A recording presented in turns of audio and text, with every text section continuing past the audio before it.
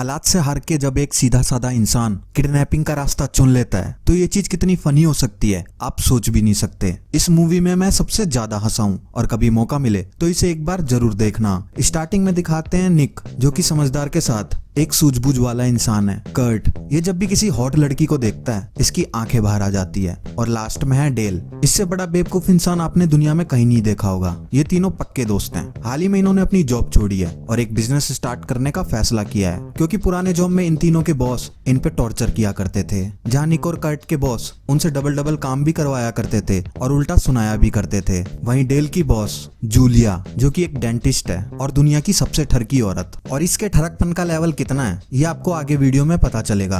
Julia कुछ भी करके डेल के साथ फिजिकल होना चाहती थी लेकिन डेल ने ऐसा कभी नहीं होने दिया क्योंकि वो अपनी बीवी से बहुत प्यार करता है। इसके अलावा जब वो बच्चा था तो उसका सपना भी यही था कि वो बड़ा होकर एक अच्छा हस्बैंड बने। आज ये तीनों एक टीवी शो पे आए हैं ताकि अपने प्रोडक्ट का प्रमोशन कर सकें। दरअसल इन्होंने एक ऐसा शावर बनाया है जिसे नहाने के लिए जब स्टार्ट करते हैं तो 5 सेकंड बाद ही उसमें से ऑटोमेटिकली शैम्पू निकलने लगता है। निक यहाँ अपने शावर के बारे में बताता है और वहीं कर्ट उसका डेमो देने के लिए जब स्टार्ट करता है तो देखता है उसमें कंप्रेसर कम है तो वो डेल की हेल्प लेता है। डेल उस शावर के पंप से उसे ठीक तो कर देता है लेकिन यही चीज कैमरे पे अलग ही नजर आती है।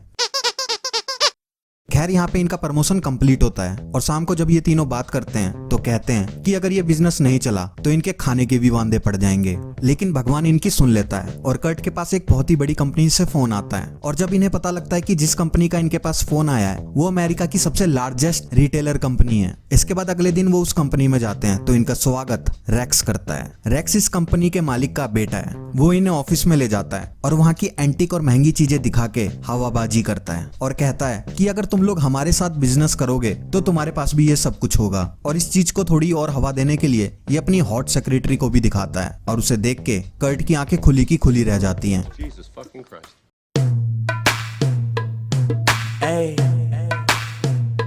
इसके बाद रेक्स इन तीनों से कहता है कि हमें तुम्हारा प्रोडक्ट बहुत पसंद आया, हम लोग उसे खरीदना चाहते हैं और उसके बाद उसकी मैन्युफैक्चरिंग फैक्ट्री चाइना में डालेंगे। लेकिन निक यहाँ पे कहता है कि हम अपना प्रोडक्ट बेचना नहीं चाहते बल्कि उसे खुद मैन्युफैक्चर करना चाहते हैं ताकि दूसरी कंपनियां उसे डिस्ट्रीब्यूट कर सकें। फिर इसके थोड़ी देर बाद ही वॉशरूम से रेक्स के डैड निकलते हैं जिसका नाम है बर्ट हैरिसन। ये इन तीनों से कहता है कि जब मैं अमेरिका में आया था तो मेरे पास कुछ भी नहीं था लेकिन अपने मेहनत के दम पे मैं आज इस मुकाम पे हूँ और वही चीज मैं तुम तीनों के अंदर भी देख रहा हूँ क्योंकि तुमने भी मेहनत करके एक बहुत ही शानदार प्रोडक्ट बनाया है। एक काम करो तुम यहाँ के नेशनल बैंक में जाओ, मैं उन्हें पहले ही फोन करके कह दूंगा जिससे तुम्हें लोन मिलने में आसानी होगी और उसके बाद तुम हमारी कंपनी के लिए 1 लाख शावर बनाना और जब वो चीज कंप्लीट हो जाएगी तो उसे मैं खरीद लूंगा। उससे तुम अपने लोन का पैसा भी दे दोगे और प्रॉफिट में भी रहोगे। और ये चीज सुन के ये तीनों बहुत ही खुश होते हैं और अगले दिन एक बड़ा सा एरिया लेके अपना काम शुरू कर देते हैं। ये सबसे पहले वहाँ पे सामान लाते हैं और लोगों को हायर करने के लिए इंटरव्यू लेना स्टार्ट कर देते हैं। वैसे इस इंटरव्यू में जो भी आता है ये सभी को सेलेक्ट कर लेते हैं और कर्ट जितनी भी हॉट लड़कियां होती हैं चाहे वो पढ़ी लिखी हो या अनपढ़ वो सबको चुन लेता है। खैर इनका काम जोर शोर से शुरू होता है और लिमिटेड टाइम से पहले ही ये 1 लाख शावर बना के तैयार कर देते हैं और उसके बाद एक केक लेके बर्ट हैरिसन के पास पहुंच जाते हैं और कहते हैं कि हमने टाइम खत्म होने से 3 दिन पहले ही आपका काम कर दिया। इस पे हैरिसन कहता है क्या बात है, कांग्रेचुलेशन, लेकिन अब मुझे तुम्हारे प्रोडक्ट नहीं चाहिए, ये डील कैंसिल। अब इस पे ये कहते हैं क्या बकवास कर रहे हो, हमने $5 लाख उधार लेके आपका काम किया है, अगर आप कैंसिल कर दोगे तो हम तो बर्बाद हो जाएंगे। हैरिसन कहता है तुम लोग मुझे समझे नहीं, देखो मैंने जानबूझ के तुम्हें अपने ही बैंक में लोन दिलवाया और 1 हफ्ते बाद इस लोन की आखिरी डेट है। अब जाहिर सी बात है 1 हफ्ते में तुम अपने सारे प्रोडक्ट बेच तो नहीं पाओगे, इसलिए जब लोन वाले तुमसे पैसे लेने आएंगे तो तुम्हारे पास होंगे नहीं। और मैंने पर्सनली लोन ऑफिसर को फोन करके कहा है कि इनको 1 दिन भी एक्स्ट्रा मत देना और उसके बाद वो लोग तुम्हारा सारा सामान जब्त कर लेंगे और उसके बाद मैं ऑक्शन में जाके तुम्हारा सारा सामान कोडियों के दाम में खरीद लूंगा। इसे कहते हैं मास्टर प्लान। और अब अपनी गंदी शक्लें लेके यहाँ से निकल लो। इसके बाद दिखाते हैं ये तीनों अपने ही ऑफिस में गुस्से से पागल हो रहे होते हैं और हैरिसन को गंदी गंदी गालियां भी देते हैं। कहते हैं साले ने हमारा बड़े वाला काट दिया। लेकिन कट कहता है लाइफ में हर प्रॉब्लम का सॉल्यूशन है, एक काम करते हैं कुछ आइडिया सोचते हैं जिससे हमारे पैसे वापस मिल पाए। इसके बाद ये लोग बोर्ड पे अपनी प्लानिंग लिखते हैं और सबसे पहले कट मर्डर लिखता है। कहता है साले को जान से मार देते हैं और ये चीज देख के निक कहता है पहली बात तो हम मर्डरर नहीं है और दूसरी बात अगर हम उसे मार देंगे तो हमारे पैसे कैसे मिलेंगे। कट कहता है कैसी बात कर रहा है, हम उसके ऑर्गेन ऑर्गन ब्लैक मार्केट में बेच देंगे, किडनी, गुर्दे, आंख, नाक, जो भी। निक कहता है कोई ढंग की बात कर, इसका कोई सेंस नहीं बनता। इसके बाद कर्ट कहता है तो एक काम करते हैं, उसकी गाड़ी में बॉम्ब लगा देते हैं और उसे फोन करके बोलेंगे कि अगर तूने 50 किलोमीटर से स्पीड कम की तो बॉम्ब फट जाएगा। इस पे निक कहता है ये आइडिया भी बकवास है और जिस मूवी से तू ये आइडिया बता रहा है वो मूवी भी बकवास थी। इस पे डेल चिल्ला के कहता है कि वो मेरे बचपन की फेवरेट मूवी है, मैं उसके बारे में एक बात भी नहीं सुनूंगा। और उसी मूवी को लेकर इन तीनों में थोड़ी देर के लिए बहस भी होने लग जाती है। लेकिन थोड़ी देर बाद ही कर्ट एक नए आइडिया के साथ आता है, किडनैपिंग। अब निक उससे कहता है कि तेरी किडनैपिंग की स्पेलिंग गलत है। कर्ट कहता है तू समझ गया ना मैं क्या कहना चाहता हूँ। कहता है अच्छा ठीक है, किडनैपिंग करेगा, तेरे को किडनैपिंग के बारे में पता ही क्या है, तूने आज तक किसी बच्चे को भी उठाया है? तो वो कहता है बेशक मुझे किडनैपिंग के बारे में कुछ नहीं पता, लेकिन ऐसे इंसान को जानता हूँ जो इसमें हमारी हेल्प करेगा। इसके बाद ये लोग जाते हैं इस आदमी के पास, इसका नाम है मदरफकर जोन्स। ये लोग इसे सब कुछ बताते हैं और किडनैपिंग के आइडिया के बारे में पूछते हैं। ये इनसे कहता है मेरा भी सपना था कि मैं एक बिजनेसमैन बनूं, लेकिन मेरे पास कभी पैसे ही नहीं थे। खैर मेरे पास एक बहुत बड़ी आइडिया है जो तुम लोगों के काम आएगा, लेकिन उसके लिए मुझे $50,000 चाहिए। निक कहता है कि हमारे पास फूटी कौड़ी भी नहीं है, अगर आइडिया देना है तो दे वरना हम जा रहे हैं। मदरफकर बोलता है कि चल अपनी घड़ी दे दे, तो निक कहता है नहीं मैं नहीं दूंगा। लेकिन कर्ट और डेल बहुत बोलते हैं तो वो घड़ी देने के लिए राजी हो जाता है और कहता है अगर मुझे तेरा आइडिया पसंद नहीं आया तो मैं घड़ी वापस ले लूंगा। और इसके बाद मदरफकर अपना आइडिया बताता है, वो कहता है बेहोश कर दो। निक कहता है मेरी घड़ी वापस कर। तुम लोगों को सबसे पहले ये पता करना है कि वो सोने से पहले क्या खाता है और उस खाने में एक बेहोशी वाली दवाई मिला देनी है, और जब वो उसको खा के बेहोश हो जाएगा तो तुम उसे आराम से उठा के ला सकते हो बिना किसी शोर शराबे के। अब निक को तो ये आइडिया बिल्कुल पसंद नहीं आता, लेकिन कर्ट और डेल कहते हैं भैया जी आप तो। और इसके बाद फाइनली ये लोग जूलिया के ऑफिस में जाते हैं, क्योंकि वहाँ पे जूलिया अपने पेशेंट का इलाज करने से पहले उनको बेहोश कर देती थी और इन्हें भी यकीन था कि वहाँ पे इन्हें कुछ न कुछ ऐसा जरूर मिल जाएगा जिससे कि वो रेक्स को बेहोश कर देंगे।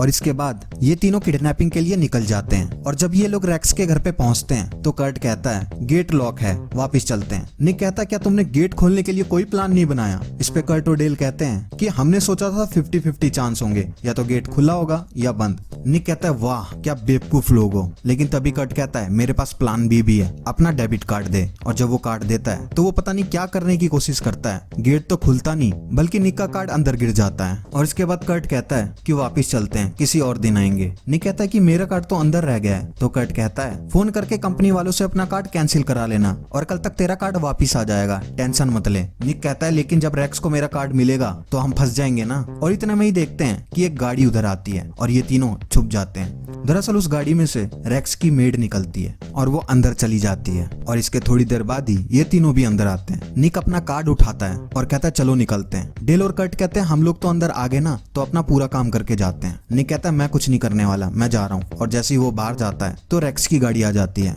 और तभी ये तीनों वहां से भाग के छुपने के लिए निकल जाते हैं। रेक्स अंदर आता है और अपनी मेड को परेशान करना शुरू कर देता है। दरअसल परेशान होकर जब भी किसी इंसान की शक्ल बनती है तो ये चीज देख के रेक्स को बहुत अच्छा लगता है और वो जोर जोर से हंसता है। और यहाँ पे भी वो अपने मेड से कहता है कि ये सिंक कितना गंदा है। तो उसकी मेड कहती है कि कुछ पानी की बूंदे तो पड़ी है। तो रेक्स कहता है ऐसी बात है तो जाओ, कल से काम पे आने की जरूरत नहीं है। और ये सुन के उसकी मेड रोने लग जाती है और ऐसी शक्ल देख के रेक्स जोर जोर से हंसता है और कहता है मैं तो मजाक कर रहा था, आज तुम्हारा बर्थडे है, तुम्हें क्या लगा मैं तुम्हें रुलाऊंगा? ये देखो मैं तुम्हारे लिए गिफ्ट लाया हूँ। और वो उसे एक वैक्यूम क्लीनर देता है और कहता है ये तुम्हारा है लेकिन घर लेके मत जाना। और इसके थोड़ी देर बाद वो उसे जूते साफ करने के लिए भी देता है। इसके बाद मेड जब रेक्स का सूट रखने अलमारी में जाती है तो पता चलता है कि ये तीनों यही छुपे हुए हैं, लेकिन जैसे तैसे ये यहाँ पे छुप जाते हैं और मेड उनको नहीं देख पाती। लेकिन ये तीनों वहाँ पे छुप के देखते हैं कि रेक्स की मेड उसके ब्रश से अपना पिछवाड़ा साफ कर रही है और अक्सर वो अपना गुस्सा यही सब करके शांत करती थी। और इसके थोड़ी देर बाद ही रेक्स आता है और उसी ब्रश से ब्रश करता है और ये चीज ये तीनों देख के बहुत खुश होते हैं। इसके बाद कर्ट कहता है जब ये अंदर सोने के लिए जाएगा तो कर्ट इस गैस को स्टार्ट कर देगा। और इतना कहते ही कर्ट वहीं पे उस गैस को स्टार्ट कर देता है। निक कहता है ये यहाँ पे नहीं करना था। तो डेल कहता है कि इसी ने तो बोला कि गैस को स्टार्ट कर देना। कर्ट कहता है मैं आगे की प्लानिंग बता रहा था गधे। लेकिन जब ये इस गैस को दोबारा बंद करने जाते हैं तो पता चलता है कि लाते वक्त इन्होंने इसको इतनी बार गिराया था कि ये खराब हो गया था। इसके अलावा ये बेहोश करने के लिए लाफिंग गैस लाए थे, जिससे इंसान बेहोश तो हो जाएगा लेकिन उससे पहले उसको बहुत हंसी आएगी। और यही चीज इनके साथ भी होती है। और इसके बाद ये तीनों सुबह उठते हैं तो देखते कोई दिखाई नहीं देता। तो निक कहता है अब कैसे पता करें कि रेक्स है या नहीं, हम बाहर कैसे निकलेंगे? तो डेल कहता है मैं पता करता हूँ और जोर जोर से रेक्स का नाम लेके चिल्लाने लगता है। Hey, Rex! Rex! Rex! Damn. निक कहता है बेवकूफ है क्या तू, लेकिन किस्मत से उस टाइम उस घर में कोई नहीं था और ये तीनों अपनी गाड़ी लेके निकल लेते हैं और रास्ते में कहते हैं हे भगवान हम लोग क्या पाप करने वाले थे। माना कि हम लोग मुसीबत में हैं, लेकिन इस चीज के लिए किडनैपिंग बहुत ही गलत चीज है। ओवरऑल इन तीनों को रियलाइज होता है कि किडनैपिंग का रास्ता बहुत ही गलत था और ये फाइनली डिसाइड करते हैं कि अब ये ऐसा कुछ भी नहीं करेंगे। और इसके बाद जब ये लोग अपने ऑफिस पहुंचते हैं और जब ये डिक्की खोल के देखते हैं तो उसमें रैक्स बंधा हुआ होता है। इस पे निक कहता है कि ये कैसे हुआ, तो डेल कहता है लगता है बेहोश होने के बाद हम इसके पास गए और इसको बांध के गाड़ी में डाल दिया। निक कहता है उसके बाद फिर से हम दोबारा सोने के लिए अलमारी में चले गए क्या। और इसके बाद डिक्की से हंसने की आवाज आती है और रैक्स यहाँ पे फिर से जोर जोर से हंसता है। कहता है तुम लोग अपनी शक्लें देखो क्या हो गई है। इसके बाद ये चारों अंदर जाते हैं तो रैक्स कहता है मुझे मालूम नहीं था तुम तीनों में इतना जिगरा है और तुम इतना बड़ा कदम भी उठा सकते हो, मैं तो तुम तीनों का फैन हो गया हूँ। यहाँ पे निक कहता है कि यहाँ हम गलत करने जा रहे थे और हमें अफसोस है और उसे सॉरी बोलता है। लेकिन रैक्स कहता है नहीं नहीं तुम एकदम सही कर रहे थे और अब हम ऐसा ही करेंगे। तुम लोग मेरे डैड को फोन करके बोलना कि तुम्हारा बेटा हमारे कब्जे में है और बदले में $5 मिलियन मांगना। 1 मिलियन तुम रख लेना और सिर्फ 4 मिलियन मैं रख लूंगा। लेकिन यहाँ पे निक कहता है हम ऐसा कुछ भी नहीं करेंगे, ये चीज बहुत गलत है। लेकिन इसके बाद रैक्स निक को इमोशनली बोलने लग जाता है। वो कहता है कि मेरे डैड ने तुम लोगों के साथ धोखा किया है और वो तुम्हारे हक का पैसा है और अपनी चीज वापस लेना कोई गलत बात नहीं। लेकिन इसके बाद भी निक ये चीज करने को मंजूर नहीं होता। तो इसके बाद रैक्स वहाँ की चीजें तोड़ने लगता है और खुद को ही चोट पहुंचाने लगता है और कहता है मैं फोन करके पुलिस को बोल दूंगा कि तुम लोगों ने मुझे किडनैप किया है। और ये चीज देख के इन तीनों को इसकी बात माननी पड़ती है। और इसके बाद ये लोग हैरिसन को फोन करके कहते हैं कि तुम्हारा बेटा हमारे कब्जे में है, $5 मिलियन रेडी करो और 2 दिन बाद हम फिर से फोन करेंगे और अगर तुमने गलती से भी पुलिस को बताया तो तुम अपने बेटे को दोबारा नहीं देखोगे। और इसके बाद रैक्स बहुत ही खुश होता है, कहता है वाह तुम तीनों ने क्या परफॉर्मेंस दी है, मैं तो फैन हो गया हूँ। और वहाँ पे दिखाते हैं कि जूलिया को भी सीसीटीवी कैमरा देख के पता चल जाता है कि कर्ट, डेल और निक उसके ऑफिस में रात को चोरी करने आए थे और इस चीज का वो फायदा उठाना चाहती है। लेकिन जब ये लोग ऑफिस पहुंचते हैं तो देखते हैं वहाँ पे पुलिस आ चुकी होती है और इनसे पूछताछ करती है। और जब पुलिस अपनी पूछताछ करने के बाद वहाँ से चली जाती है तो दिखाते हैं कि रैक्स रो रहा होता है। वो इन तीनों से कहता है कि $5 मिलियन मेरे डैड के लिए कोई बड़ी बात नहीं है, लेकिन मेरे डैड ने सिर्फ इतनों से पैसे के लिए मेरी परवाह नहीं की। और इसके बाद निक रैक्स के पास आता है और कहता है तुम घर चले जाओ और पुलिस से कहना जिन लोगों ने तुम्हें किडनैप किया था उन्होंने तुम्हें छोड़ दिया। लेकिन रैक्स कहता है नहीं अब हम यहाँ पे नहीं रुकेंगे और मेरे डैड से पैसे लेके ही रहेंगे। लेकिन निक यहाँ पे कहता है देखो अब इस चीज में पुलिस इन्वॉल्व हो चुकी है और मैं इस चीज का रिस्क नहीं लेना चाहता। इसके बाद फिर से रिक्स इमोशनल करने लग जाता है और कहता है कि तुम अपने ही पैसे ले रहे हो, कोई चोरी नहीं कर रहे और इसके अलावा तुम अपने बारे में नहीं सोच रहे हो तो अपने ऑफिस के एम्प्लॉय के बारे में तो सोचो, बेचारे वो लोग इसके बाद कहाँ जाएंगे। इसके अलावा रैक्स निक से ये भी कहता है कि हम लोग बहुत बढ़िया प्लान बनाएंगे, अगर तुम्हें पसंद नहीं आया तो मैं कसम खाता हूँ मैं ये चीज नहीं करूंगा। निक कहता है अगर ऐसा है तो ठीक है। इसके बाद ये चारों मिलके बहुत ही तगड़ा प्लान बनाते हैं और ऐसा प्लान आपने किसी भी मूवी में नहीं देखा होगा। और जब पूरा प्लान बन जाता है तो एक फाइनल डिस्कस करते हैं जिसमें पता लगता है कि सबसे पहले ये रैक्स को एक पुराने वेयर हाउस में बांध देंगे और उसके बाद अनट्रेसेबल फोन से हैरिसन को फोन करेंगे कि पैसे लेके ब्रिज पे जो बेंच है उसके पास आ जाओ। वो लोग हमारा फोन ट्रेस तो नहीं कर पाएंगे लेकिन पैसे वाले बैग में जीपीएस जरूर लगाएंगे।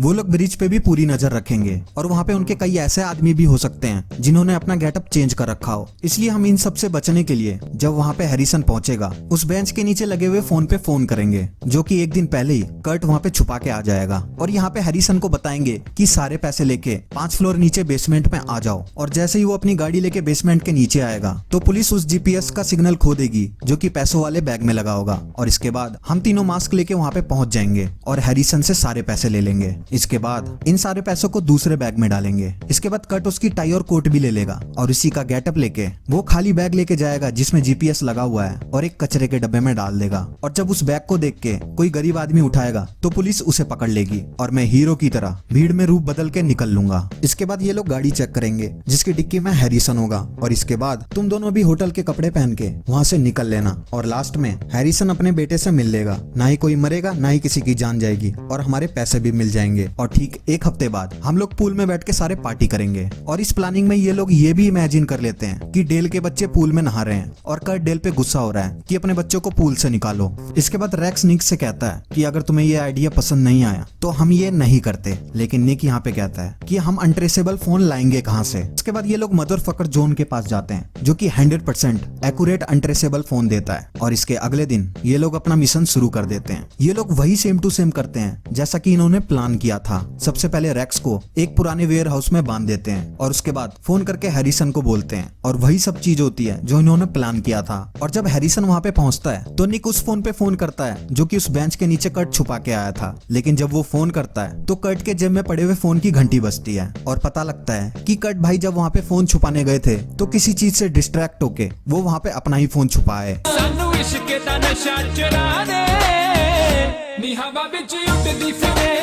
इसके बाद निक कहता है अबे गधे, तेरे फोन में हम सबके कांटेक्ट हैं, अब हम सारे फंस जाएंगे। लेकिन कर्ट यहाँ पे कहता है टेंशन मत ले, हम उस पे फोन करेंगे ही नहीं और वो फोन हैरिसन को मिलेगा ही नहीं और कल जाके मैं वो फोन ले आऊंगा। लेकिन थोड़ी देर बाद ही देखते हैं कि हैरिसन को वो फोन मिल जाता है और फिर से ये तीनों अपना माथा पीटने लगते हैं। लेकिन डेल यहाँ पे कहता है कि हम उसको फोन करते हैं और जब वो बेसमेंट में आएगा तो अपना फोन वापिस ले लेंगे और ये ऐसा ही करते हैं। लेकिन इसी बीच वहाँ पे जूलिया पहुंच जाती है और डेल से कहती है कि मुझे पता है तुम तीनों मेरे ऑफिस में चोरी करने आए थे, मैं पुलिस को बता दूंगी, अगर तुम लोगों को बचना है तो डेल को मेरे साथ सेक्स करना पड़ेगा। अब डेल यहाँ पे मना करता है कि मैं ऐसा कुछ भी नहीं करूंगा। तो निक कहता है कि अगर तुम कहो तो मैं। और जूलिया यहाँ पे पता नहीं क्या सुनती है, वो कहती है ठीक है मैं तुम तीनों के साथ सेक्स करूंगी। और ये सुन के कर्ट भी खुश हो जाता है और यहाँ पे डेल मना करता है कि मैं ऐसा कुछ भी नहीं करूंगा, मैं अपनी बीवी को धोखा नहीं दे सकता। और कर्ट वहाँ पे कहता है एक बार करने पे कुछ धोखा वोखा नहीं होता और ये चीज कौन सी तेरी बीवी को पता चलेगी। इसके बाद डेल कहता है अच्छा ठीक है हम तीनों करेंगे अलग अलग पोजीशन में, खूब मजा आएगा। और जब वो ये चीज कह रहा होता है तो पीछे उसकी बीवी ये सब सुन रही होती है और ये देख के डेल कहता है तुमने मुझे ढूंढा कैसे। वो बताती है फाइंड माई आईफोन से। Find my iPhone.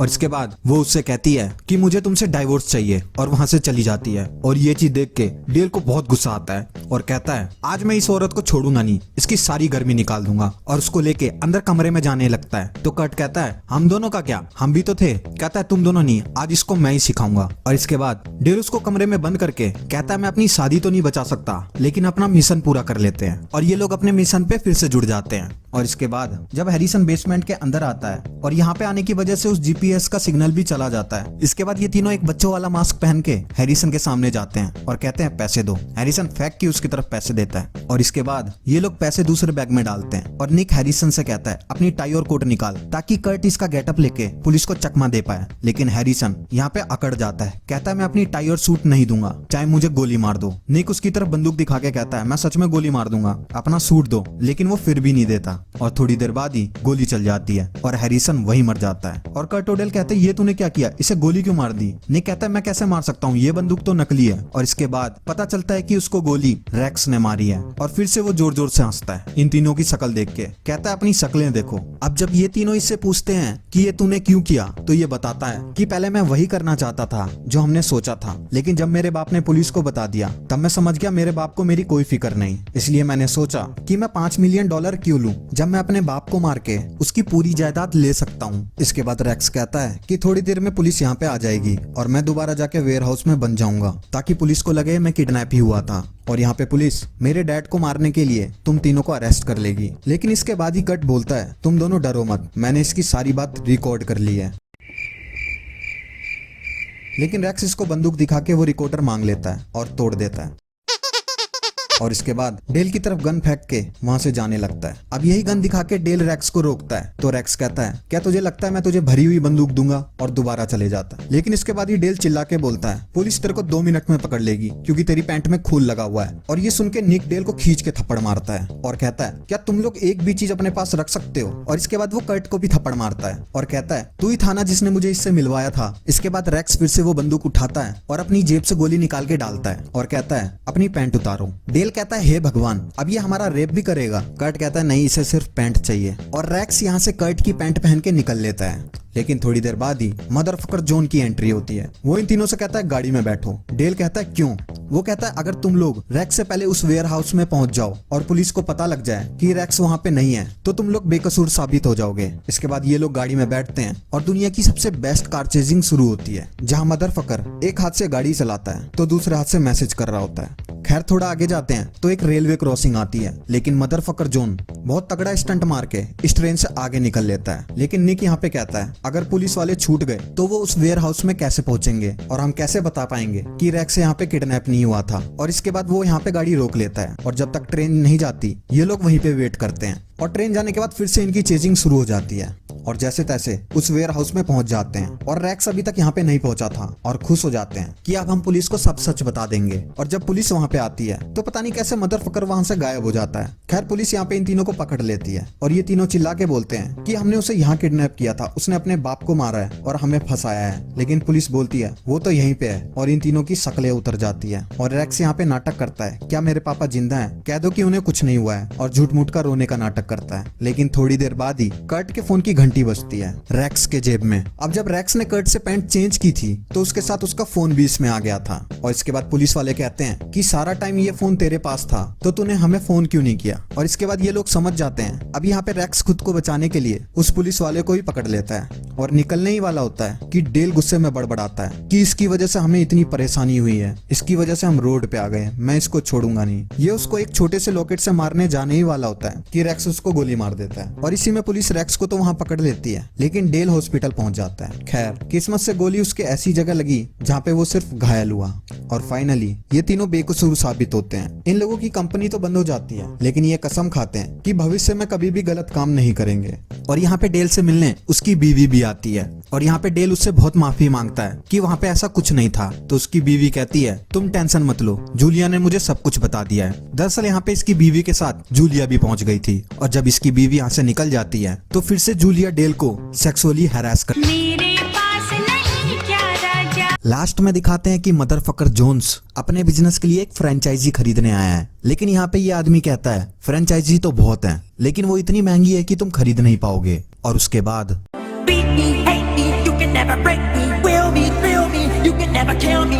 यहाँ पे तो 2 बिल्लियों की लड़ाई में बंदरबाजी मार गया। सो दोस्तों इसकी कहानी यहीं तक थी। अगर ये वीडियो आपको पसंद आई हो तो इसे लाइक करके मुझे थोड़ा मोटिवेट कर देना। अपना कीमती समय देने के लिए धन्यवाद।